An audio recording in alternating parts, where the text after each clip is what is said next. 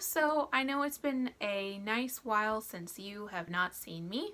Actually, 3 years ago, to be exact. I had shorter hair, different background, but that's not the reason why you are here. You're here to hear the rest of the journey, the book that I was always wanting to write, two of a kind, a special journey, sort of like an autobiography type book. Anyway,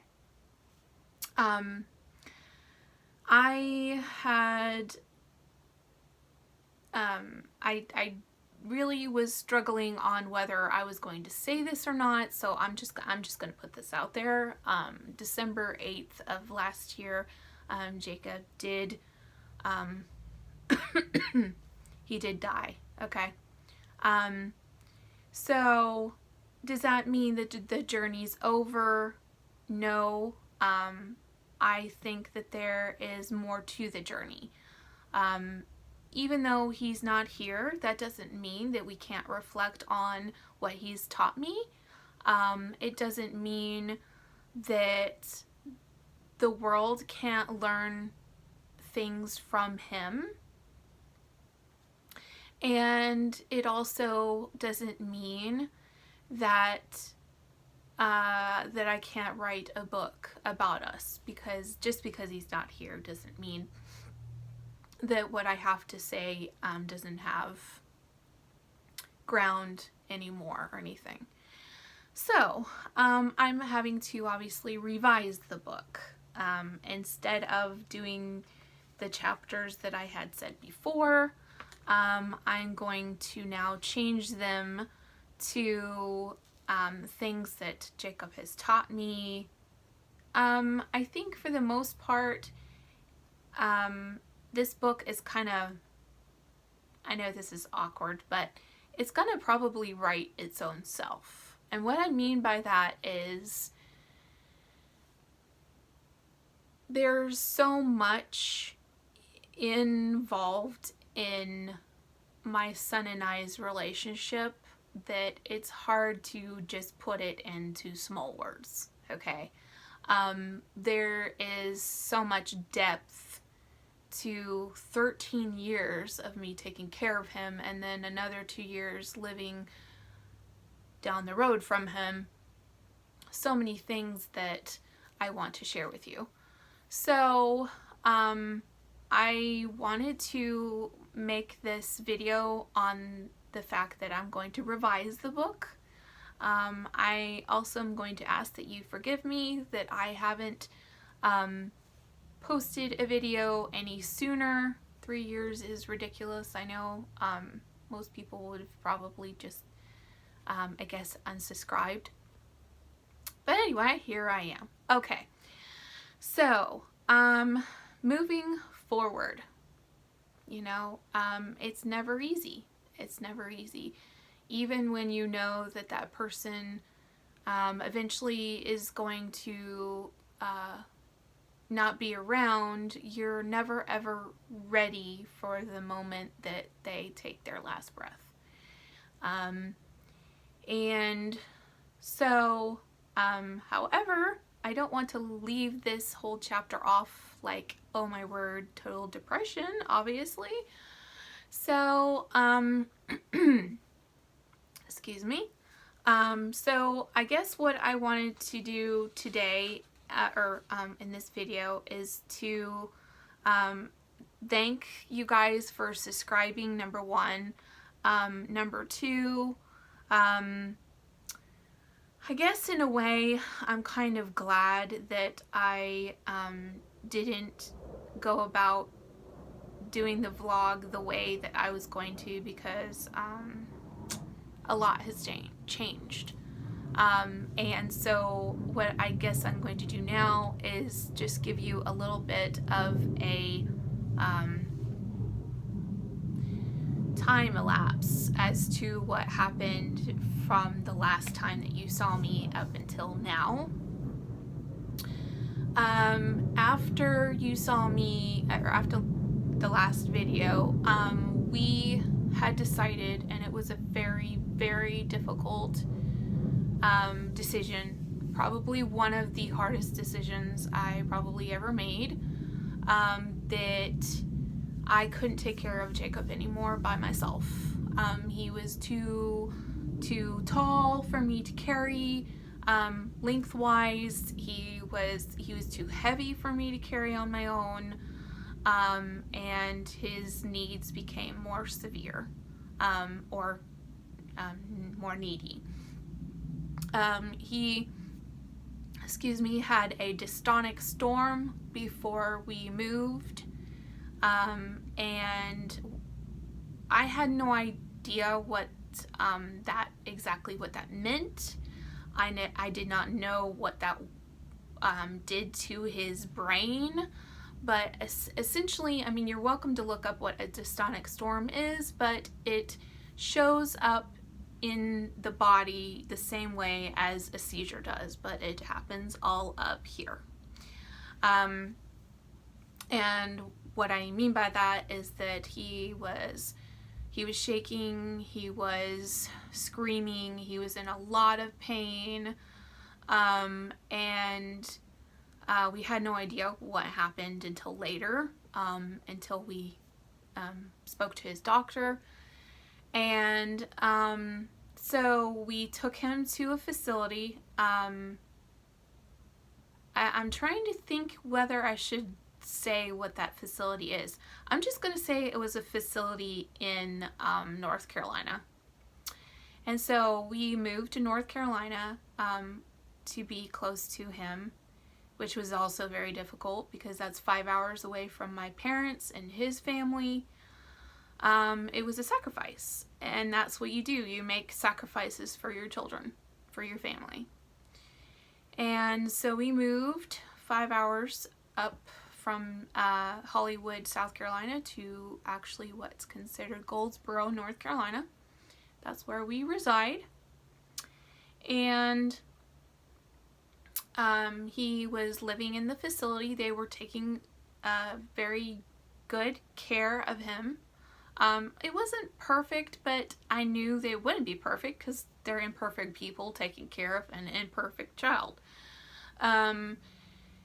And so, but they took very good care of him. He did not have any bed sores.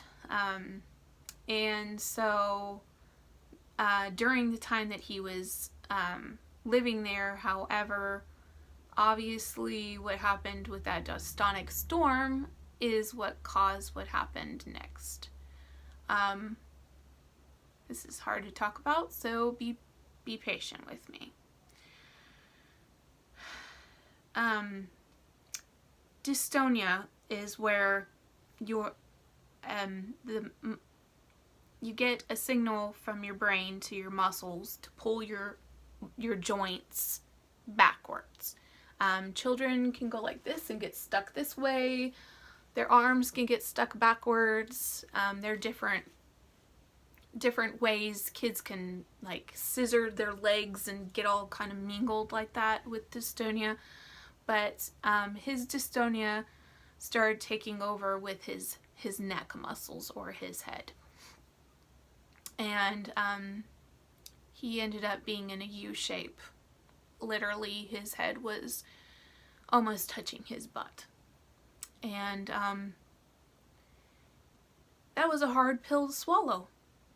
To see your child go from, obviously he wasn't perfect to begin with, but and he never sat up by himself, but this was just like, wow, okay? You know, you already are concerned about your child's health to begin with, but now it's like, how is he functioning like this? And so it was so bad that the doctors, they recorded it. They took a picture. And it was really, really bad. And so back in May, he started showing signs of some very bad issues. He had a GI bleed, and with that GI bleed, he would throw up and aspirate on what his GI was producing. I'm not going to get into that with you. But anyway, so he would aspirate and have pneumonia from that. And he kept doing this back in May, and then June, I think. And then, let's see, June and July, August, September. So it was like 2 months in between, and then it happened again.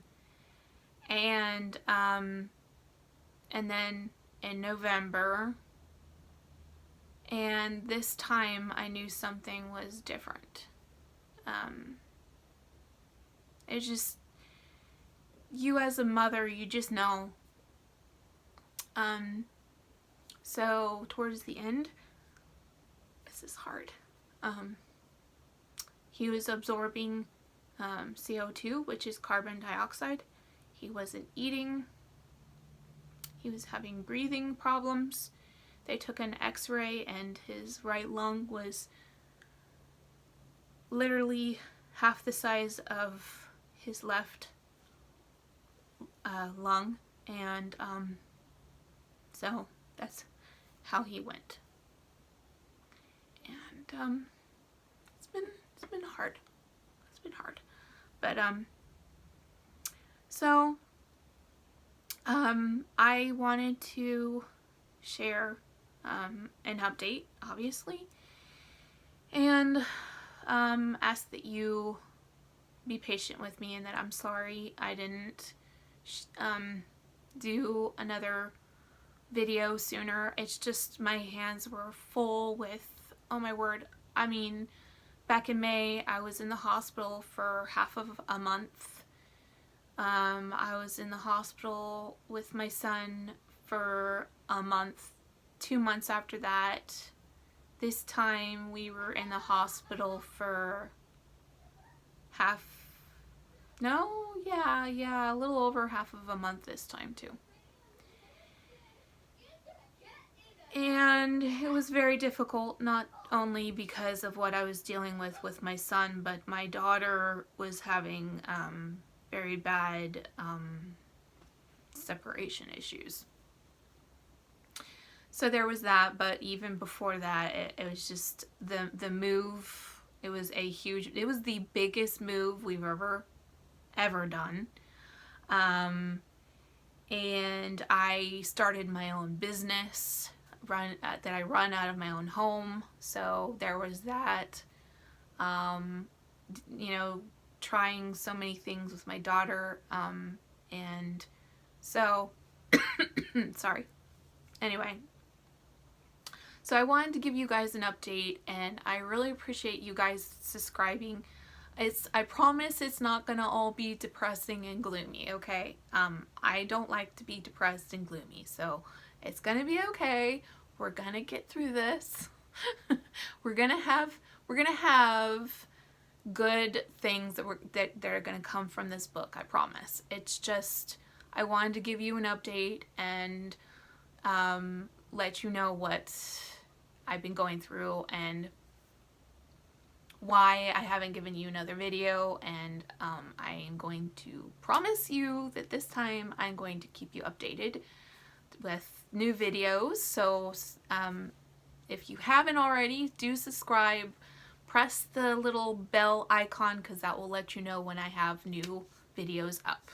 So thank you so very much for being patient with me, and I do look forward to sharing more with you. Jacob was the most beautiful person, other than obviously my husband, that I have ever known in my whole life, and I will never forget him, obviously. You will not either. In the video I posted, you guys, is something else. I'm gonna always want to watch that video. But anyway, see you guys later. Thank you. Bye.